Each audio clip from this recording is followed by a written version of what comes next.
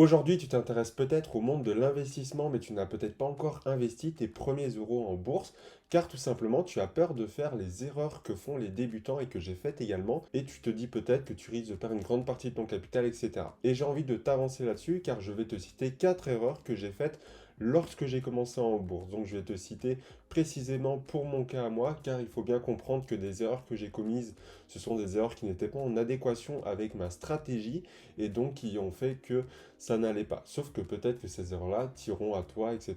Donc ça dépend vraiment du profil d'investisseur et de la stratégie de chacun. Donc je t'invite à prendre un peu de recul sur ces erreurs-là, mais certaines sont à peu près universelles. Donc si tu ne me connais pas, je me présente, je m'appelle Maxime Montulé, je t'aide à investir en bourse étape par étape sans que tu n'aies besoin d'un master en finance. Et on va directement commencer par ma première erreur. C'est tout simplement le fait de ne pas avoir commencé à investir sur des ETF.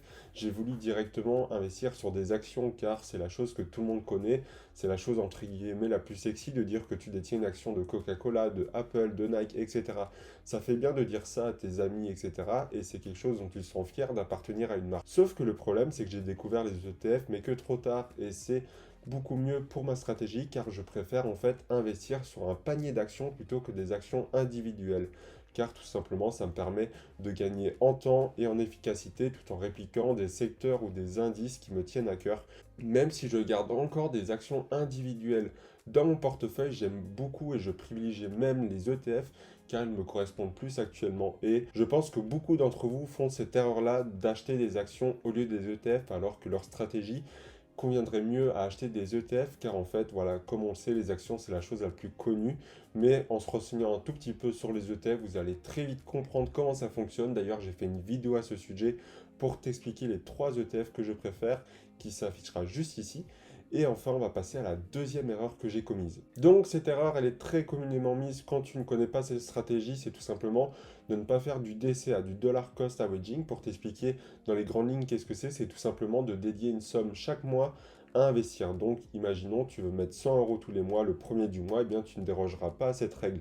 Tous les premiers 2 mois, tu auras 100 euros à mettre sur tes actions, tes ETF, etc. dans quoi tu investis, ce qui va permettre de lisser ton prix d'achat et c'est toujours mieux lorsque tu investis sur du long terme. Et au début, je n'ai pas fait ça. Dès que j'avais un peu d'argent, je mettais tout directement. Et ce qui me faisait des pertes, imaginons si je mettais tout l'argent d'un coup et que j'attendais pendant 3 4 mois. Là, je préfère largement investir des sommes peut-être un peu plus petites, mais régulièrement tous les mois, afin de ne pas subir une grosse chute d'un coup du jour au lendemain, comme par exemple on a eu avec les événements passés. Et surtout, en fait, le DCA, ben, si tu veux en savoir un peu plus, j'ai fait aussi une vidéo dédiée à cela que je te mets également juste ici pour vraiment comprendre comment cette stratégie fonctionne. Mais en faisant cela, ça me permet d'être plus régulier dans mes investissements, de créer aussi une habitude qu'avant je n'avais pas. Avant, j'investissais petit à petit, de temps en temps, quand ça me prenait. Là, au moins, le DCA non seulement m'aide dans mes investissements à long terme, et en plus de ça, me crée une habitude pour toujours avoir un œil sur mes investissements au quotidien. Maintenant, pour passer à la troisième erreur que j'ai commise, c'est tout simplement de ne pas acheter les produits que je veux moi, mais d'acheter de ce qu'on me montre, dans le sens de suivre les stratégies des autres et pas la mienne.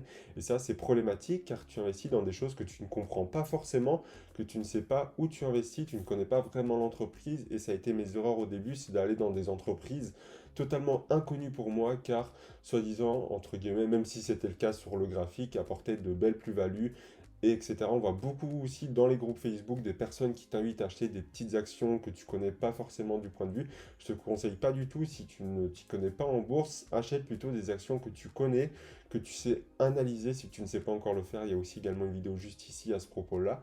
Mais en tout cas, il faut vraiment que l'action, déjà au minimum, tu la connaisses. Imaginons, voilà, tu bois du Coca-Cola tous les jours, ou en tout cas, tu connais très bien la marque, eh bien, tu vas investir dessus. Si en plus de ça, la technique et les fondamentaux te conviennent en analysant cette action-là, ou imaginons Nike, Apple, etc. Toutes les actions ou ETF également, ça vaut aussi bien pour l'un que pour l'autre.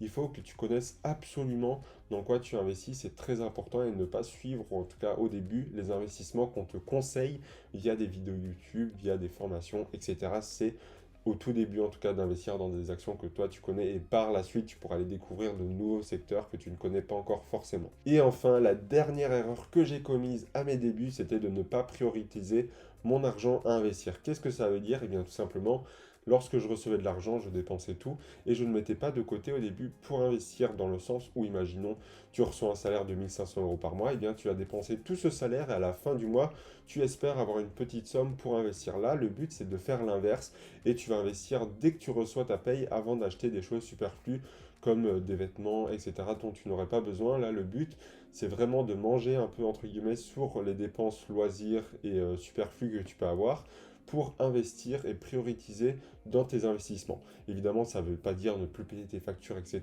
tout le contraire, mais ça veut dire de prévoir un budget qui te permettrait d'investir sans impacter ton style de vie afin de pouvoir créer cette habitude, encore une fois, qui revient un peu avec le dollar cost averaging que je t'ai parlé juste avant.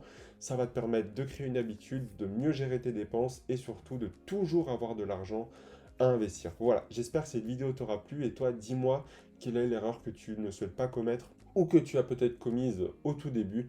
J'attends ta réponse dans les commentaires. On se dit à la prochaine vidéo. C'était Maxime.